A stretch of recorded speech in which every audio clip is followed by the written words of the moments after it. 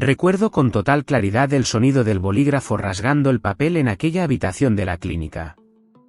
Fue un sonido breve. Definitivo. Mi marido Ricardo ni siquiera me miraba a los ojos.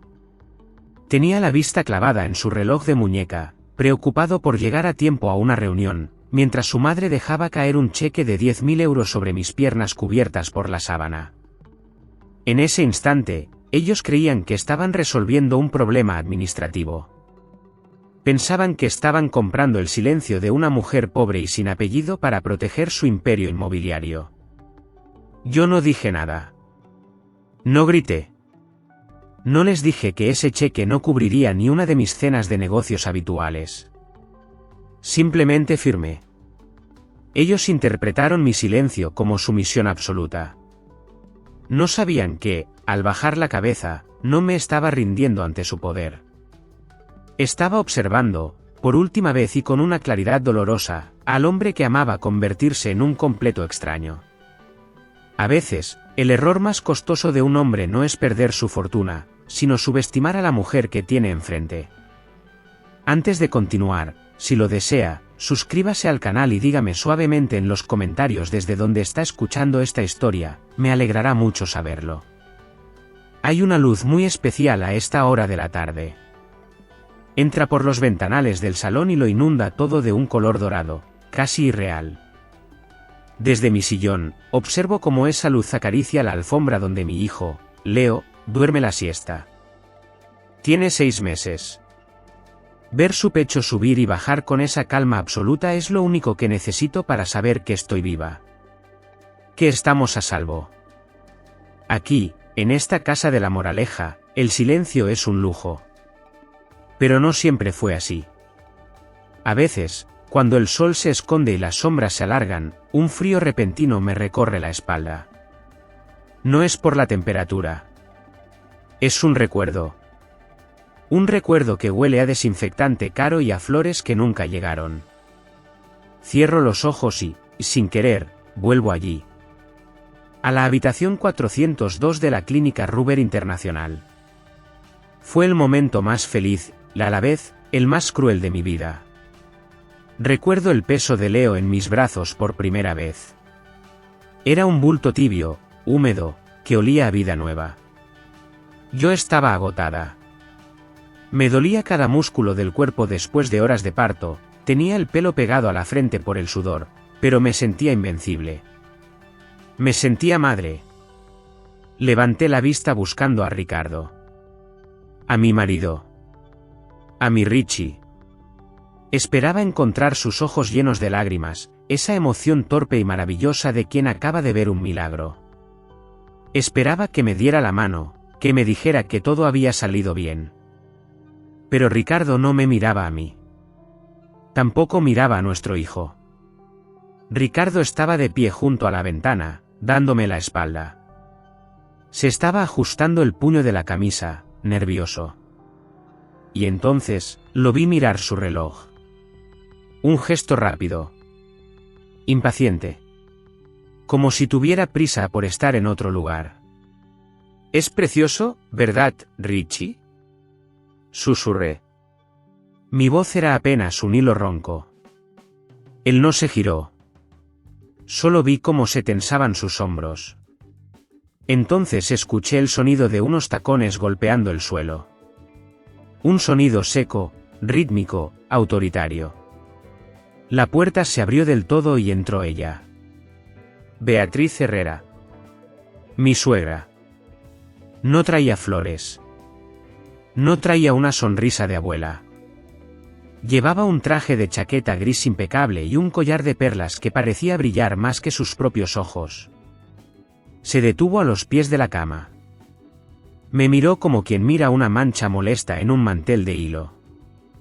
En su mano, sostenía un sobre grande de color marrón. «Fírmalo, Elena», dijo.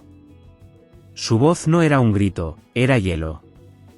No preguntó cómo estaba yo. No preguntó si el bebé respiraba bien.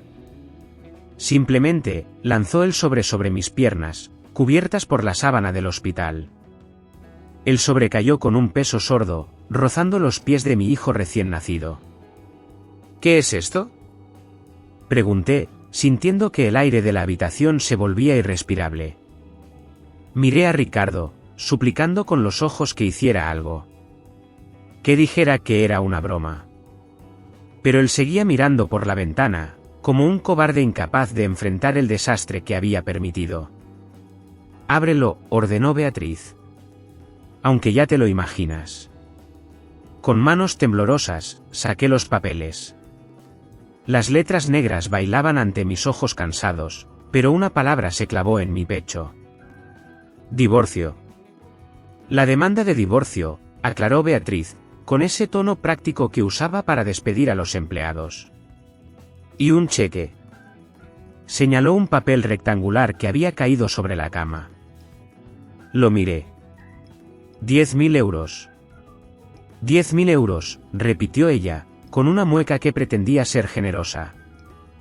Es suficiente para que te vayas lejos.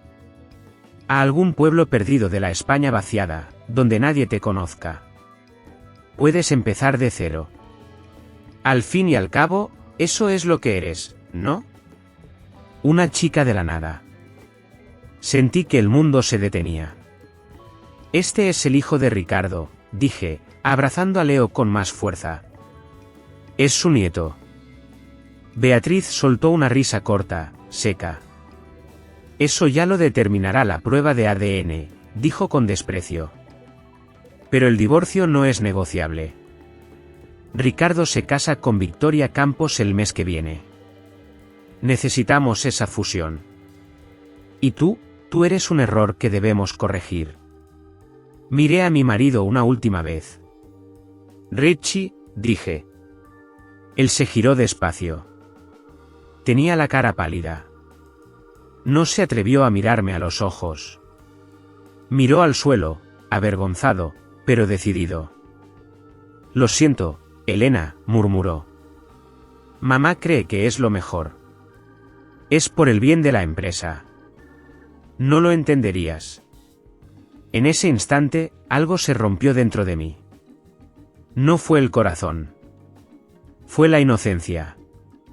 Se rompió la Elena que creía en los cuentos de hadas. Beatriz me tendió un bolígrafo de oro. Firma, insistió. O te juro que usaré a mis abogados para quitarte al niño. Y sabes que ganaré. Tengo el dinero y el poder. Tú solo tienes un camisón de hospital. El miedo me paralizó. El miedo puro y primitivo de una madre que cree que le van a arrancar a su cría. Ellos pensaban que yo era pobre. Que estaba sola. Que no tenía dónde caer muerta. No sabían quién era yo realmente.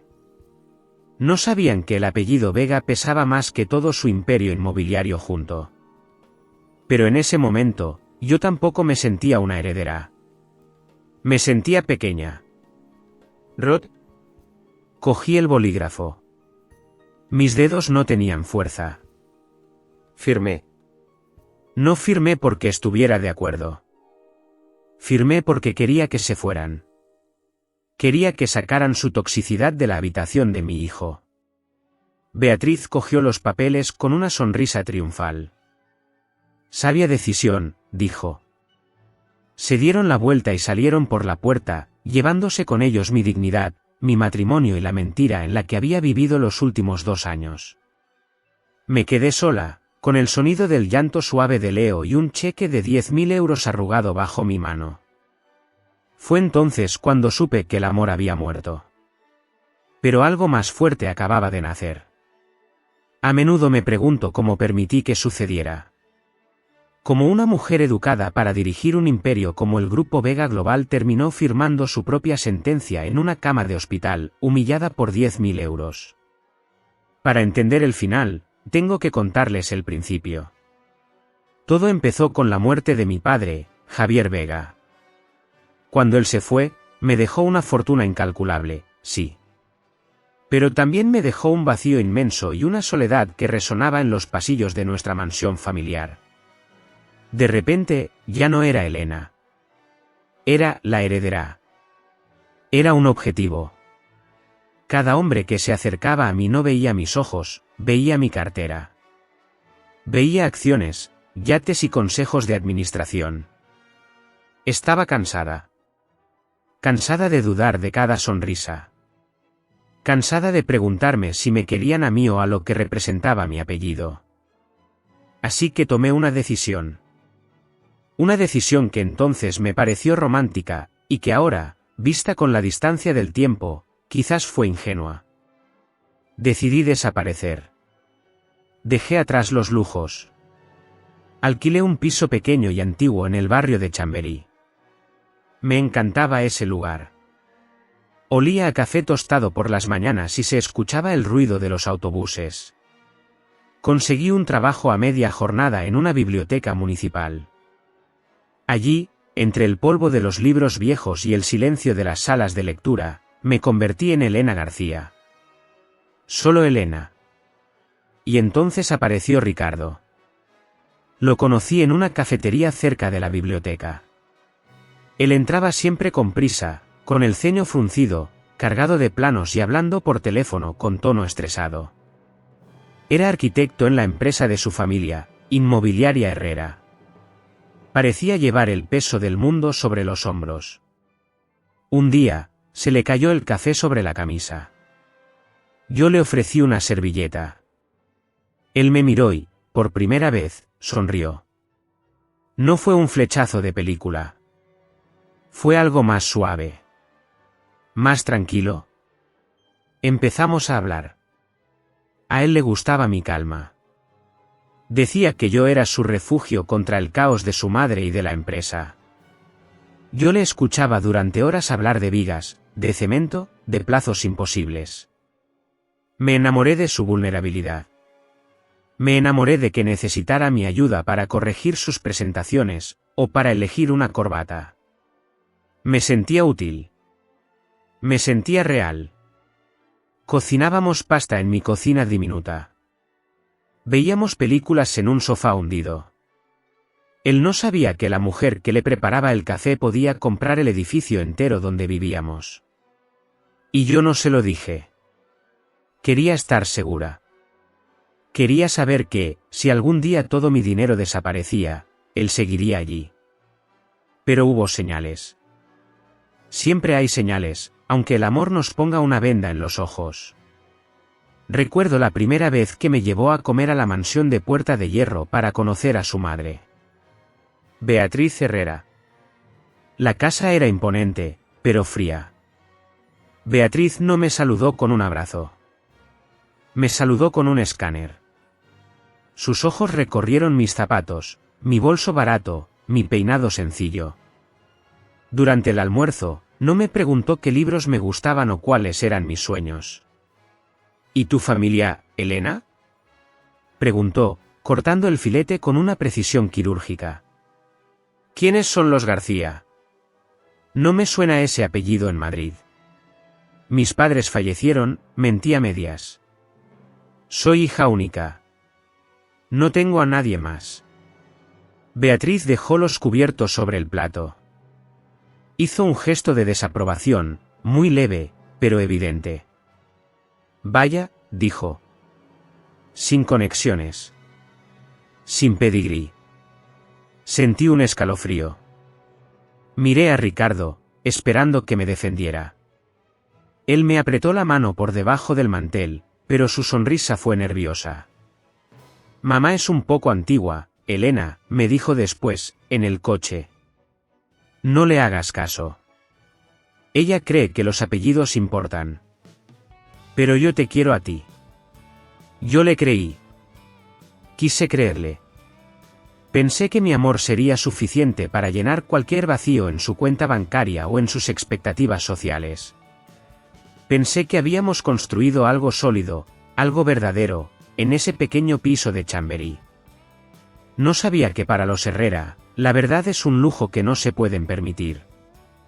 Y que para Ricardo, mi amor era cómodo, sí, pero no era suficiente para enfrentarse a su madre. Ahora lo veo claro. Me enamoré de la idea de ser una mujer normal. Y pagué el precio más alto por esa fantasía. Dicen que el matrimonio es el final feliz de todas las historias de amor. Para mí, fue el comienzo del silencio. Un silencio que no llegó de golpe, sino que se fue instalando en nuestra casa, poco a poco, como el polvo que se acumula en los muebles cuando nadie mira. Los primeros meses fueron dulces, sí. Pero pronto, la realidad de la inmobiliaria Herrera empezó a filtrarse por las grietas de nuestra vida cotidiana. Ricardo cambió. Empezó a llegar tarde. Muy tarde. Al principio, me decía que tenía mucho trabajo, que estaba supervisando obras importantes. Yo le creía. Le preparaba la cena y la dejaba en el horno para que no se enfriara. Pero cuando llegaba, apenas probaba bocado. Se sentaba en el sofá, con la mirada perdida, frotándose las sienes como si le doliera la cabeza o el alma. Empecé a notar cosas. Pequeños detalles. Cancelamos nuestras vacaciones de verano porque, según él, no era un buen momento. Dejó de usar sus tarjetas de crédito para cosas pequeñas. Le escuchaba hablar por teléfono en susurros, mencionando plazos, bancos y deudas. Cuando le preguntaba, se ponía a la defensiva. No te preocupes, Elena, me decía, forzando una sonrisa que no le llegaba a los ojos. Es solo un bache. Hay un gran negocio en camino. Un negocio que nos salvará a todos. Yo quería ayudarle. Quería decirle que no importaba el dinero, que yo tenía suficiente para salvarle a él y a 10 generaciones de su familia. Pero tenía miedo. Miedo de que si le revelaba mi secreto, esa dinámica de igualdad que teníamos se rompiera para siempre. Así que callé. Y esperé. Y mientras yo esperaba, Beatriz Herrera actuaba. Mi suegra empezó a visitarnos con más frecuencia. Nunca avisaba. Llamaba al timbre y entraba como si fuera la dueña de nuestro aire. Traía regalos caros, objetos de decoración ostentosos que no encajaban en nuestro piso sencillo. Eran regalos que parecían insultos, recordatorios de que mi gusto no estaba a su altura. Y siempre, traía un nombre en la boca. Victoria Campos. La hija del dueño de Logística Campos. Beatriz hablaba de ella como si fuera parte de la familia. Decía que Victoria era inteligente, que tenía contactos, que estaba ayudando mucho a Ricardo con ese gran negocio. Ricardo nunca la contradecía. Solo asentía, con la cabeza baja, como un niño que ha hecho algo malo. Cuando me quedé embarazada de Leo, pensé que todo cambiaría. Pensé que un hijo nos uniría de nuevo. Recuerdo la noche que se lo dije. Ricardo lloró. Pero ahora, cuando pienso en esas lágrimas, no sé si eran de alegría o de pánico. Durante mi embarazo, la soledad se hizo física. Pesaba más que mi propia barriga. Ricardo pasaba más tiempo con su madre y con esa tal Victoria que conmigo. Decía que eran reuniones de trabajo.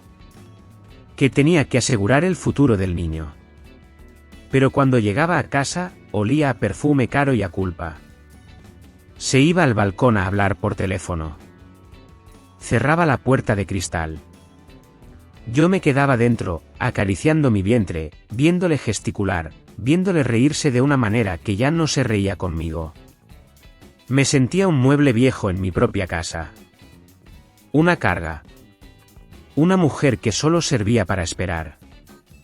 Y en esas noches largas, mirando el techo a oscuras mientras él dormía dándome la espalda, me di cuenta de algo terrible. No hay soledad más grande que la de sentirse sola estando al lado de la persona que amas. Es un frío que te entra en los huesos y no se va con nada. Tal vez, alguna de las personas que me están escuchando ahora mismo ha sentido ese frío alguna vez. Esa sensación de estar acompañada, pero profundamente desamparada. Si es así, si alguna vez han sentido ese vacío, me gustaría mucho leer sus historias o simplemente sus pensamientos aquí abajo, en los comentarios. A veces, saber que no somos las únicas que hemos esperado en la oscuridad, nos ayuda a sanar un poco. El sonido de la puerta al cerrarse fue lo más ruidoso que he escuchado en mi vida. Un clic seco. Definitivo. Me quedé allí, sentada en esa cama de hospital impoluta, con el cheque arrugado en una mano y el vacío inmenso en la otra. El silencio que siguió a la salida de Ricardo y su madre no fue paz. Fue un abismo. Durante unos minutos, simplemente me rompí. No grité. No tuve fuerzas para tirar nada contra la pared. Simplemente me cubrí la cara con las manos y lloré. Lloré por el hombre que creía conocer. Lloré por la familia que había soñado construir. Lloré porque me sentía estúpida, ingenua y desechable. Sentía que me habían arrancado la piel a tiras, dejándome expuesta, sangrando en medio de una habitación fría. Entonces, un sonido suave cortó mi desesperación. Fue un suspiro. Un pequeño gemido desde la cuna de plástico transparente. Me sequé las lágrimas con el dorso de la mano y miré a mi hijo. Leo se había movido en sueños. Su puño diminuto estaba cerrado con fuerza, como si él también estuviera listo para pelear. Lo miré y sentí un terror absoluto. Si yo seguía siendo Elena García, la bibliotecaria sin familia, la chica que aceptaba cheques de 10.000 euros para desaparecer, ellos ganarían. Beatriz cumpliría su amenaza. Me aplastarían en los tribunales. Me quitarían a mi hijo alegando que no tenía medios para cuidarlo. Ese pensamiento me heló la sangre. Pero también hizo algo más. Detuvo mi llanto. Sentí un cambio físico en mi interior. Fue como si mi columna vertebral, que minutos antes parecía hecha de cristal, se convirtiera de repente en acero forjado. El dolor seguía ahí, sí. Pero el miedo desapareció. Me incorporé en la cama, ignorando el dolor de mi cuerpo tras el parto. Alcancé mi bolso. Estaba en una silla, lejos, pero me estiré hasta conseguirlo.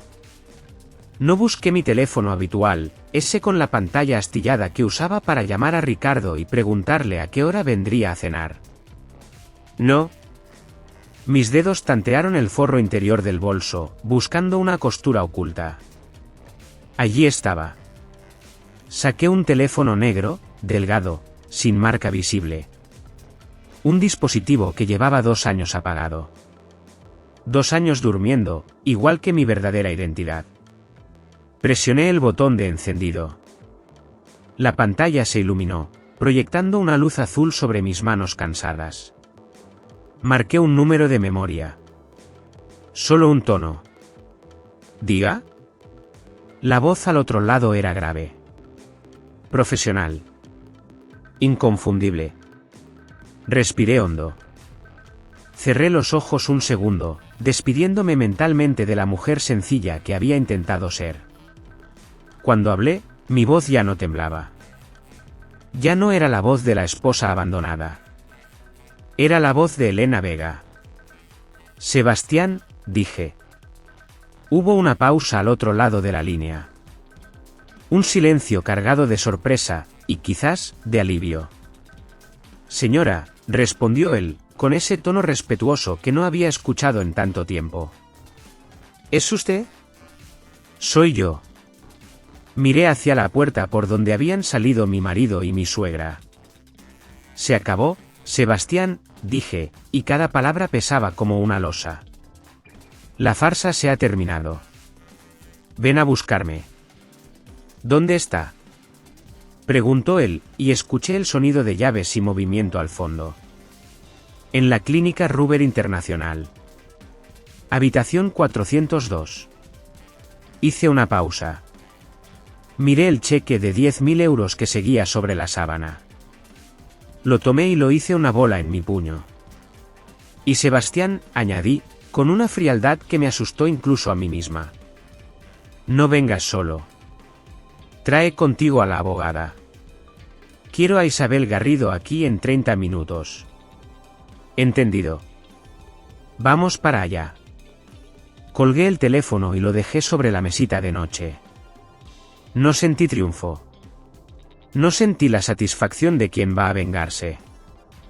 Lo que sentí fue una tristeza infinita, profunda y oscura. Miré por la ventana, hacia el aparcamiento donde Ricardo probablemente ya estaba arrancando su coche, alejándose de nosotros. Había recuperado mi poder, sí. Tenía miles de millones a mi disposición. Podía comprar este hospital si quisiera.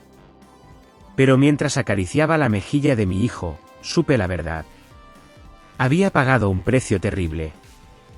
La Elena que soñaba con una vida normal, con cocinar los domingos y envejecer junto a un hombre sencillo, esa Elena había muerto en esta habitación. Y nada, ni todo el dinero del mundo, podría traerla de vuelta. Sebastián Montes no llegó con una flota de coches llamativos, ni con un despliegue de seguridad que gritara poder. Esa no es la forma en que hacemos las cosas. Llegó en un sedán negro, discreto, sin distintivos. Cuando cruzó el umbral de la habitación 402, trajo consigo un aire de calma y eficiencia que no sabía cuánto necesitaba hasta ese momento. No me hizo preguntas incómodas. No me miró con lástima. Simplemente, asintió con la cabeza, un gesto breve de respeto, y se hizo cargo de la situación. Cogió mi bolsa de viaje con una mano. Con la otra, y con una delicadeza que me sorprendió en un hombre de su tamaño, tomó el portabebés donde Leo dormía ajeno al desastre. El coche está en la salida lateral, señora, dijo en voz baja. Nadie nos verá salir. Caminé detrás de él por los pasillos asépticos de la clínica. Me dolía el cuerpo. Me dolía el alma. Pero mantuve la cabeza alta, ignorando las miradas curiosas de las enfermeras que cuchicheaban en el mostrador. Dejaba atrás a la mujer abandonada. El trayecto hasta el Hotel Ritz fue silencioso. Sebastián conducía con una suavidad absoluta, como si el coche flotara sobre el asfalto de Madrid. Yo miraba por la ventana, viendo pasar las luces de la ciudad, sintiéndome extraña. Como si estuviera dentro de una cápsula, aislada del mundo real. Al llegar, no pasamos por la recepción principal. Entramos por un acceso privado. Sebastián había organizado todo con una precisión militar. Había reservado un ala discreta del hotel, lejos de los huéspedes y de los curiosos. Había incluso contratado a una enfermera privada para que estuviera en la habitación contigua, por si Leo o yo necesitábamos asistencia médica durante la noche. Era una burbuja de seguridad. Una jaula de oro, sí, pero una jaula segura. En el salón de la suite, nos esperaba Isabel Garrido. Isabel es una leyenda en el mundo legal de Madrid. Una mujer de 70 años, con el pelo completamente blanco recogido en un moño perfecto y una mirada que podría detener un tren. Se levantó cuando entré y me ofreció una mano firme. Elena, dijo, sin usar títulos innecesarios. Lamento que tengamos que vernos en estas circunstancias. Me senté en el sofá de terciopelo y dejé los papeles del divorcio sobre la mesa de centro. El papel con la firma de Ricardo y la mía parecía quemar la madera barnizada. Ellos creen que estoy indefensa, Isabel, dije. Mi voz sonaba cansada, pero clara. Creen que soy una chica sin recursos a la que pueden asustar con 10.000 euros. Isabel revisó los documentos con una mueca de disgusto profesional. El abandono es evidente, murmuró ella, ajustándose las gafas. Entregar una demanda de divorcio en el paritorio y marcharse sin reconocer al niño. Es una conducta que ningún juez de familia pasará por alto. Sebastián, que permanecía de pie junto a la puerta, intervino. ¿Cuál es la orden, señora? ¿Bloqueamos sus cuentas? ¿Lanzamos una ofensiva contra la inmobiliaria Herrera? Negué con la cabeza. La rabia seguía ahí, latente, pero el instinto de supervivencia era más fuerte. No, dije. No quiero una guerra financiera todavía. No quiero que sepan quién soy.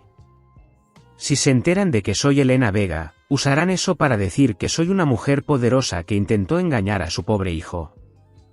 Miré a Isabel a los ojos. Mi prioridad es Leo.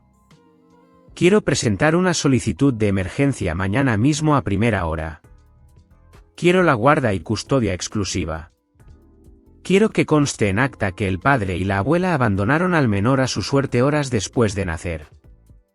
Quiero proteger a mi hijo legalmente antes de que ellos intenten usarlo como moneda de cambio. Isabel asintió, aprobando la estrategia. Es lo más prudente. Aseguramos al niño primero. Y Sebastián, añadí, girándome hacia él, quiero una auditoría interna. Silenciosa. Quiero saber si el Grupo Vega Global tiene alguna exposición, por pequeña que sea, a la deuda de la inmobiliaria Herrera o de Logística Campos. Si la tienen, no la toques. Solo obsérvala. Esa noche, mientras acostaba a Leo en una cuna improvisada con sábanas de hilo egipcio, me di cuenta de lo mucho que había cambiado en pocas horas. Ya no era la esposa que esperaba en casa con la cena lista. Estaba moviendo mis piezas en un tablero de ajedrez. Había construido un muro alrededor de nosotros. Estábamos a salvo, protegidos por abogados y auditores. Pero mientras apagaba la luz de la mesilla, el silencio de aquella suite de lujo me pareció mucho más frío que el de mi pequeño piso de alquiler. Estaba segura. Pero estaba sola. La sala del juzgado de familia era pequeña. Gris. Sin ventanas al exterior. No se parecía en nada a lo que vemos en las películas. No había público, ni prensa, ni gritos dramáticos. Solo había un silencio denso, cargado de polvo y de finales tristes. Yo estaba sentada al lado de Isabel Garrido. Mis manos descansaban sobre la mesa, quietas, entrelazadas con fuerza para disimular que estaban heladas. Al otro lado del pasillo central, estaban ellos. Beatriz llevaba el mismo collar de perlas de siempre, esa armadura blanca que usaba para intimidar al mundo. Mantenía la barbilla alta, mirando al frente, ignorando mi presencia como si yo fuera transparente. Ricardo, en cambio, parecía más pequeño. Su traje le quedaba un poco grande en los hombros. Tenía ojeras oscuras y se frotaba las manos constantemente, un tic nervioso que yo conocía bien. Me miró una vez. Solo un segundo. En sus ojos no vi arrepentimiento. Vi cansancio. Vi la molestia de un hombre que cree que está perdiendo el tiempo con un trámite burocrático innecesario. La vista comenzó. Yo no tuve que decir ni una sola palabra. Mi abogada, Isabel, se encargó de todo. Su voz era tranquila, monótona, casi aburrida. No usó adjetivos calificativos. Solo hechos. Presentó el documento de la demanda de divorcio. Señaló la fecha y la hora.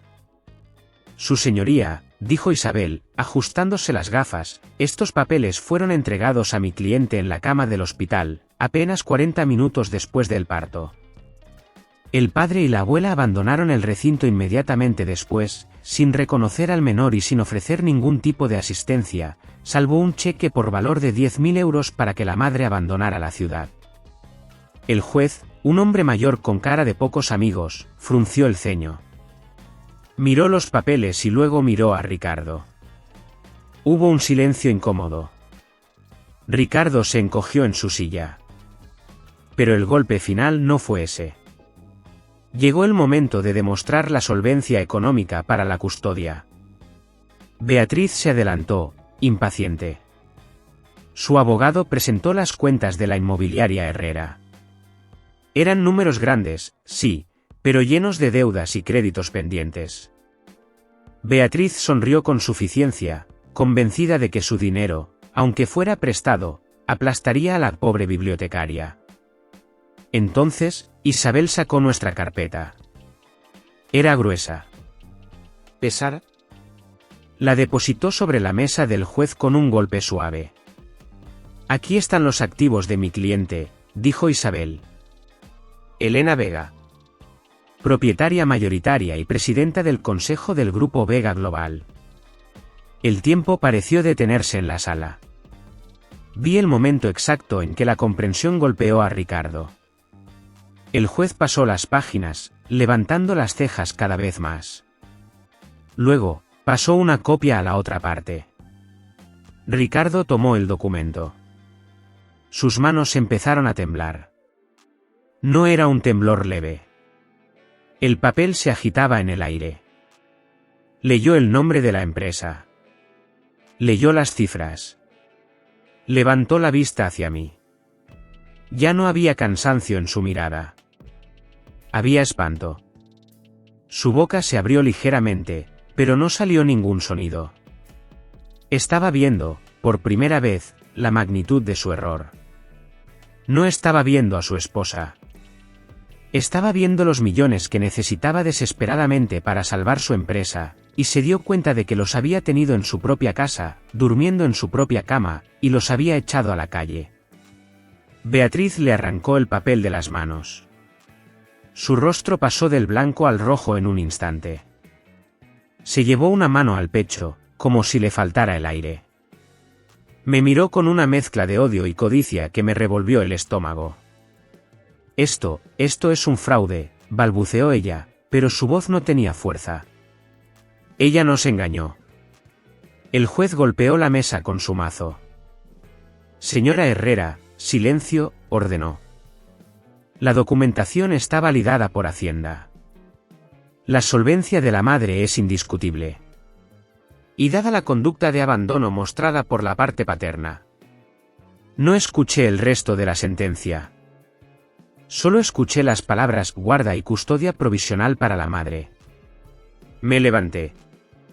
Ricardo intentó acercarse.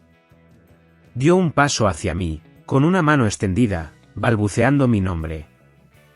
Elena, por favor, yo no sabía.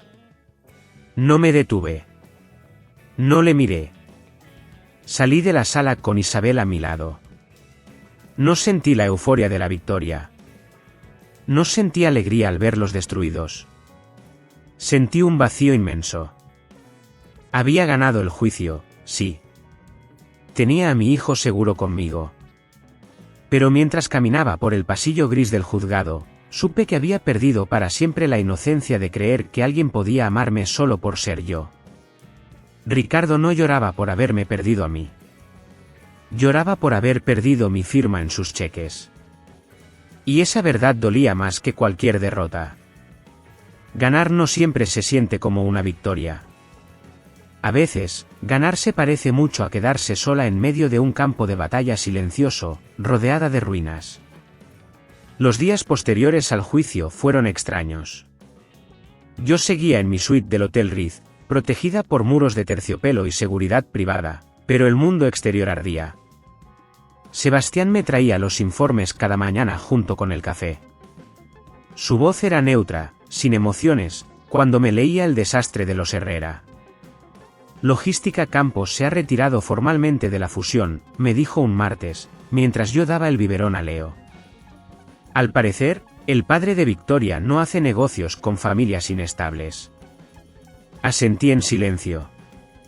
Y el Banco Santander ha iniciado el proceso de ejecución hipotecaria, añadió Sebastián, pasando la página de su libreta. La mansión de Puerta de Hierro está en peligro. Debería haber sentido satisfacción. Debería haber sonrido al ver caer a quienes me humillaron. Pero no pude. Solo sentí un peso enorme en el pecho. Estaba viendo cómo se desmoronaba la vida de un hombre al que había amado. Y eso, aunque sea necesario, duele. Ricardo intentó contactarme. Al principio, fueron llamadas perdidas. 1, 2, 10. Luego, intentó entrar en el hotel. Los de seguridad me informaron de que un hombre alterado, vestido con un traje arrugado, había estado gritando mi nombre en el vestíbulo hasta que le invitaron a marcharse. Cuando no pudo verme, empezó a escribir. Mi teléfono, ese que había vuelto a encender, vibraba constantemente sobre la mesa de caoba. Cada zumbido era como un pequeño golpe en mi conciencia. Leía sus mensajes. No debería haberlo hecho, lo sé. Pero una parte de mí, esa parte ingenua que todavía recordaba nuestros paseos por el parque, necesitaba leerlos. Empezaron siendo nostálgicos. Elena, acuérdate de nosotros. Acuérdate de cuando cocinábamos juntos. Pero pronto, la desesperación se abrió paso. Y con ella, la verdad. La noche del jueves recibí un mensaje largo. Me senté en el sofá, con la luz apagada, y la pantalla iluminó mi rostro. Decía así: Elena, sé que me equivoqué. Fui un cobarde. Pero no puedes hacer esto. No puedes dejar que el legado de mi padre se hunda. Es el trabajo de 3 generaciones. Si nos ayudas, podemos arreglarlo. Por favor, piensa en la familia. Piensa en nosotros. Leí esas líneas una y otra vez. El legado de su padre, el trabajo de sus generaciones, piensa en nosotros. En ningún momento preguntó por Leo. En ningún momento escribió: ¿cómo está mi hijo? Ni siquiera dijo: quiero conocerlo. Para Ricardo, familia no significaba amor, ni sangre, ni pañales, ni noches sin dormir. Para él, familia significaba empresa. Significaba estatus. Significaba dinero. En ese momento, la última cuerda que me ataba a él se rompió. No con un estallido, sino con un suspiro de resignación. Entendí que si le perdonaba, si le abría la puerta y usaba mi dinero para salvarle, nunca me querría a mí. Querría a mi chequera. Y mi hijo crecería viendo a una madre que se compra el cariño de un padre ausente. No podía permitir eso. Mis dedos se movieron sobre la pantalla. Escribí una única respuesta. Corta. Definitiva. Ricardo, mi familia ahora es Leo. Buena suerte. Envié el mensaje. Y luego, con un dolor agudo en la garganta, pulsé la opción de bloquear contacto. Fue como cerrar una puerta de hierro. Sabía que al otro lado él estaría gritando, o llorando, o maldiciendo. Pero yo ya no podía escucharle. Me quedé allí, en la oscuridad, escuchando el silencio. Tomar esa decisión fue una de las cosas más difíciles que he hecho en mi vida. A veces, la decisión correcta es la que más duele. Hay momentos en los que cortar el vínculo se siente como cortarse una parte del propio cuerpo. Sé que muchos de ustedes entienden lo que es tener que elegir entre el corazón y la dignidad. Lo que es tener que decir adiós cuando todavía quieres quedarte. Es una carga pesada, y a veces, se siente muy solitaria. Por eso, si han llegado hasta aquí, si todavía están escuchando mi voz y entienden este dolor silencioso, les pido un pequeño favor. Ayúdenme escribiendo el número 1 en los comentarios. Solo el número 1. Para mí, ver ese número significará que no estoy sola en esta habitación oscura.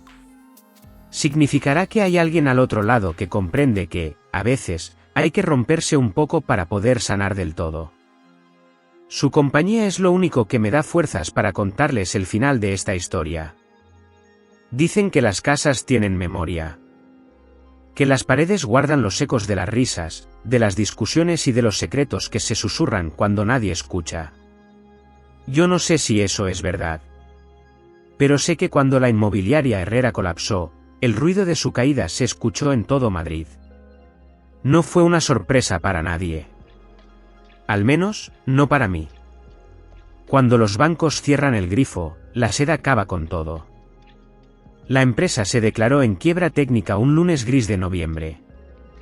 Y con la empresa, cayó el último símbolo del orgullo de Beatriz Herrera. La mansión de Puerta de Hierro. Esa casa enorme, con sus jardines perfectamente recortados y su fachada de piedra antigua, salió a subasta. El Banco Santander ejecutó la hipoteca. Fue un trámite frío, burocrático. Un final indigno para un lugar que Beatriz consideraba su castillo. Sebastián vino a verme con la noticia. Puso el aviso de la subasta sobre la mesa de mi salón en el hotel. No dijo nada. No hacía falta. Él sabía lo que esa casa significaba. Durante 2 noches, no pude dormir. Daba vueltas en la cama, mirando al techo, con el aviso de la subasta grabado en mi mente. Una parte de mí, la parte herida y rabiosa, quería dejar que sucediera. Quería que la casa se vendiera al mejor postor. Que la comprara un desconocido. Que la demolieran. Que borraran cualquier rastro de los Herrera de la faz de la tierra. Hubiera sido poético. Hubiera sido justicia. Pero luego, cerraba los ojos y veía el jardín. Recordaba las tardes que paseé por allí con Ricardo, cuando todavía creía que éramos felices. Recordaba el árbol bajo el que nos sentábamos a hablar del futuro. Y, sobre todo, recordaba una habitación en la planta alta. Una habitación con mucha luz que habíamos elegido para Leo. Ricardo había dicho que esa sería su cuarto de juegos. Habíamos planeado dónde iría la cuna, dónde pondríamos la estantería. Esos recuerdos dolían. Quemaban. Pero me di cuenta de algo importante. Si dejaba que esa casa se perdiera, estaba dejando que el rencor gobernara mi vida. Estaba permitiendo que el odio hacia Ricardo y su madre me quitara algo que, por derecho de sangre, también le pertenecía a mi hijo. Esa casa era la historia de su padre. Una historia triste, sí. Una historia de errores. Pero era su historia. A la tercera mañana, llamé a Sebastián. «Cómprala», le dije. Estaba sirviéndome un café y me sorprendió lo firme que sonaba mi voz. Sebastián levantó una ceja, esperando instrucciones. «Pero no quiero que sepan que soy yo», añadí rápidamente. «Hazlo a través de una de nuestras filiales. Usa una sociedad instrumental. Que piensen que es un fondo de inversión extranjero, o un banco. Me da igual. Pero que el apellido Vega no aparezca en los papeles de la subasta». «¿Está segura, señora?», preguntó él. «Es una propiedad costosa». «¿Y el mantenimiento?». «No es por el dinero, Sebastián», le interrumpí. «Es por Leo. No quiero que mi hijo crezca y lea en los periódicos que el legado de su familia se vendió por piezas porque su padre no supo protegerlo. Quiero que él tenga una opción. Cuando sea mayor, él decidirá qué hacer con esas piedras. Hasta entonces, yo las guardaré». La subasta fue rápida. Nadie pudo igualar nuestra oferta. Fue una operación limpia, sin emociones. Dinero digital moviéndose de una cuenta a otra.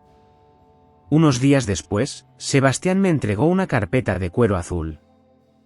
Dentro estaba la escritura de propiedad. Y un juego de llaves antiguas, pesadas, de hierro forjado. Las sostuve en mi mano. Estaban frías. Me senté en el sofá, acariciando el metal con el pulgar. Pensé que sentiría algo parecido al triunfo. Pensé que sentirme dueña del lugar donde Beatriz me había mirado por encima del hombro me daría satisfacción. Pero no fue así. Sentí un vacío inmenso. Un silencio que zumbaba en mis oídos. Ahora era la dueña de la mansión. Podía entrar cuando quisiera. Podía cambiar los muebles, pintar las paredes, arrancar las cortinas que Beatriz había elegido. Pero mientras sostenía esas llaves, entendí que el dinero puede comprar ladrillos, puede comprar tierras y puede comprar silencio. Pero no puede comprar el pasado. No podía comprar la inocencia con la que entré en esa casa por primera vez. No podía comprar la sensación de ser amada. Había salvado el patrimonio de mi hijo, sí. Pero al hacerlo, me había convertido en la guardiana de un mausoleo. Un museo de recuerdos de una vida que nunca llegó a ser verdad. Guardé las llaves en un cajón. Al fondo. Donde no tuviera que verlas todos los días. Y volví a centrarme en lo único que era real, cálido y verdadero en mi vida. Mi hijo. Porque él era el único hogar que me quedaba. La primavera ha llegado temprano este año a Madrid. Estoy sentada en el porche de la casa de Puerta de Hierro. Tengo una taza de café caliente entre las manos y observo cómo Leo persigue una mariposa blanca por el jardín. Ya camina. Bueno, más bien se tambalea con esa determinación torpe y maravillosa que tienen los niños de 1 año. Se cae, se levanta, se sacude la hierba de las rodillas y sigue adelante. Hace 1 año, este jardín era un lugar de fantasmas para mí. Hoy, he plantado rosales nuevos. He cambiado los setos rígidos que le gustaban a Beatriz por flores silvestres que crecen libres, sin orden ni concierto. Esta mañana, Sebastián dejó el correo sobre la mesa de cristal. Entre las facturas y las invitaciones a galas benéficas, había un sobre diferente. Era un sobre sencillo, de papel barato. El matasellos decía Asturias. No tenía remitente, pero no me hizo falta abrirlo para saber de quién era. Conozco esa caligrafía. Es la misma letra que firmó nuestra acta de matrimonio, 2 años después, nuestra demanda de divorcio. Es de Ricardo. Hace un tiempo, ver esa letra me habría provocado taquicardia. Me habría hecho sentir rabia, o dolor, o esa mezcla amarga de ambas cosas. Pero hoy, bajo este sol suave, solo sentí una curiosidad tranquila. Abrí el sobre despacio. No es una carta larga. Ricardo nunca fue hombre de muchas palabras escritas. Me cuenta que vive en un pueblo pequeño, cerca de los picos de Europa. Dice que trabaja en un taller de carpintería. Él, que nunca se había manchado las manos más que con tinta de estilográfica, ahora se levanta al amanecer para lijar madera y cargar tablones. Hay un párrafo que tuve que leer 2 veces. Dice así: Elena, no te escribo para pedirte nada. No quiero dinero. No quiero perdón.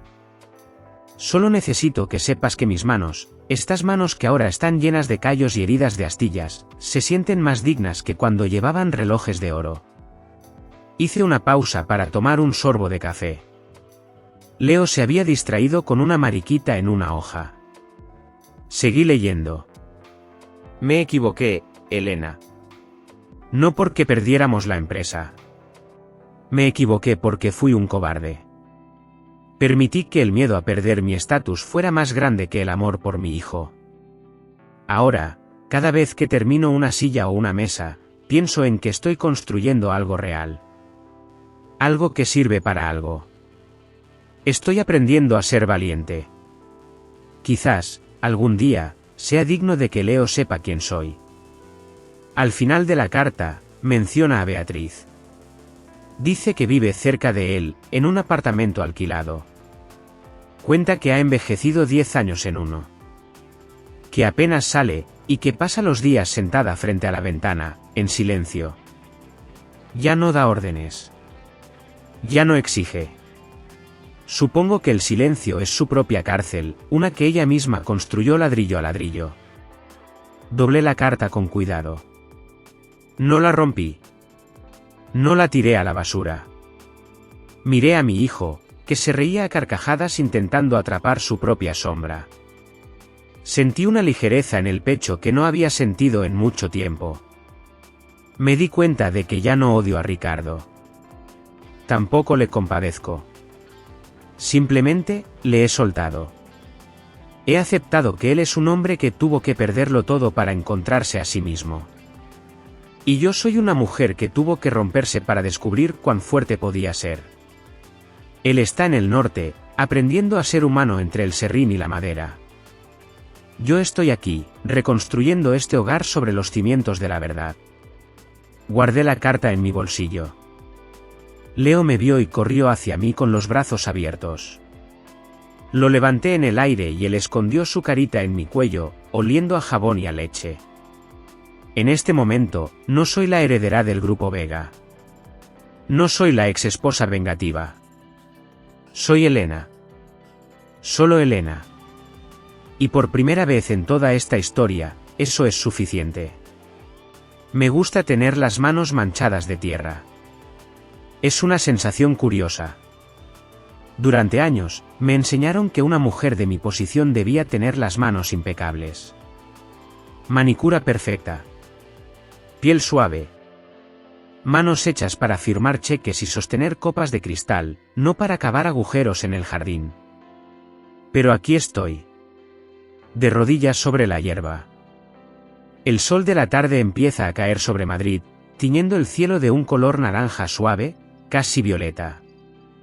Huele a tierra húmeda y a jazmín. Hace un rato, Sebastián vino a traerme el teléfono.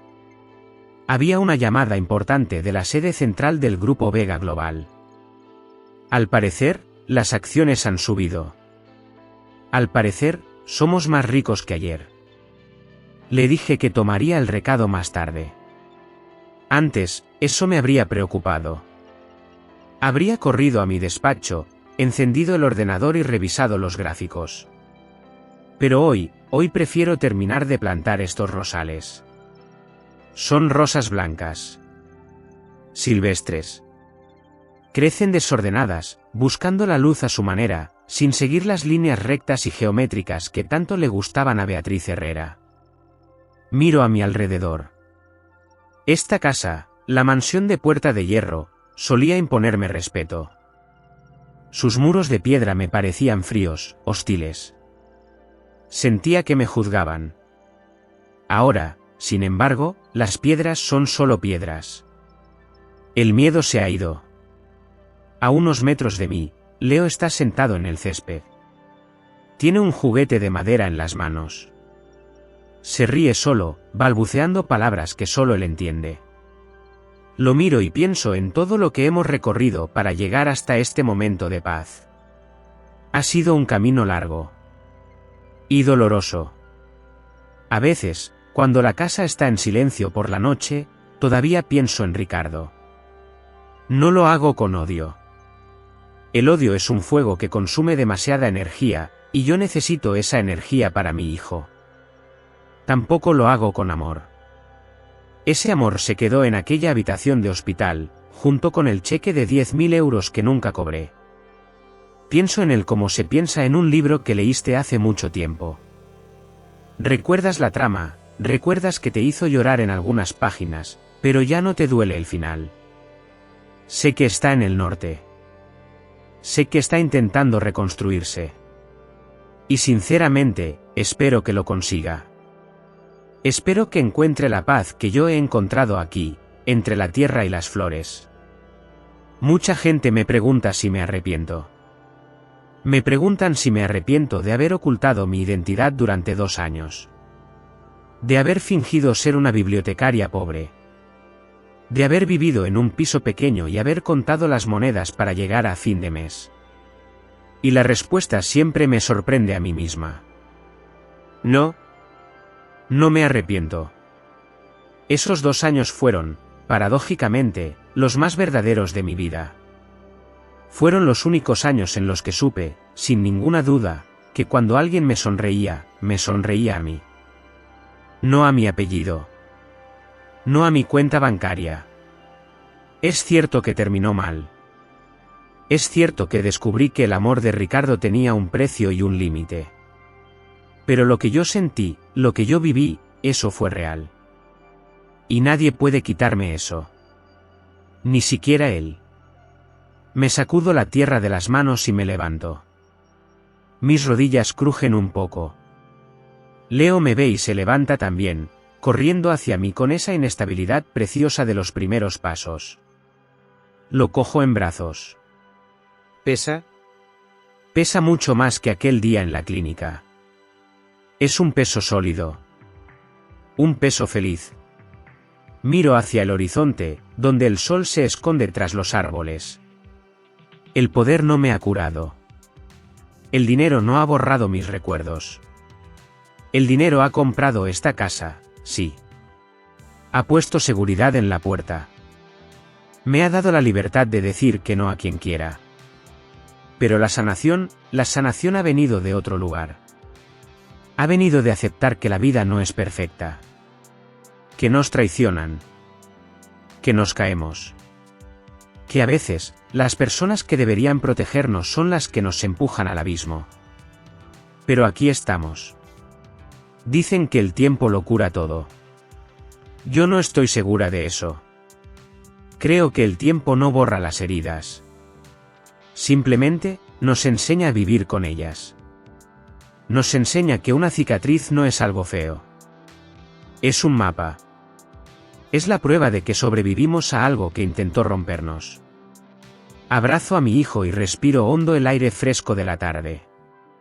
Soy Elena Vega. Fui una esposa engañada.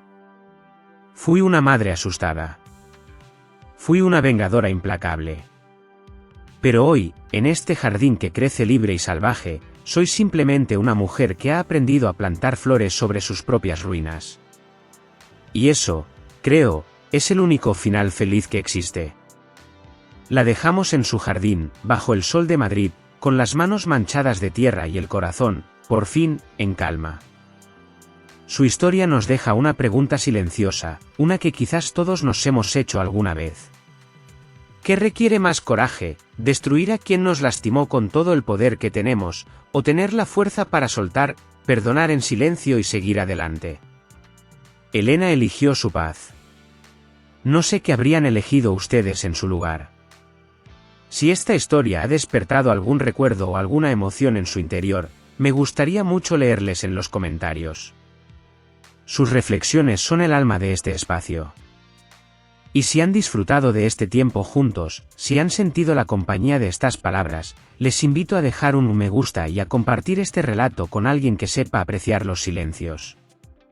No olviden suscribirse a Silencio y Venganza para que no perdamos el contacto. Nos encontraremos muy pronto, con otra vida, otra herida y otra verdad. Hasta entonces, cuiden su propia paz. Este vídeo es una historia de ficción inspirada en experiencias de la vida. No fue creado para juzgar a nadie, sino como una invitación tranquila a reflexionar sobre la forma de vivir y sobre nuestras relaciones con los demás. Los personajes, los nombres y los lugares no tienen relación con la realidad y han sido modificados para no causar daño a nadie. Ojalá que, a través de esta historia, pueda detenerse un momento y recordar su propia vida y a las personas que son importantes para usted.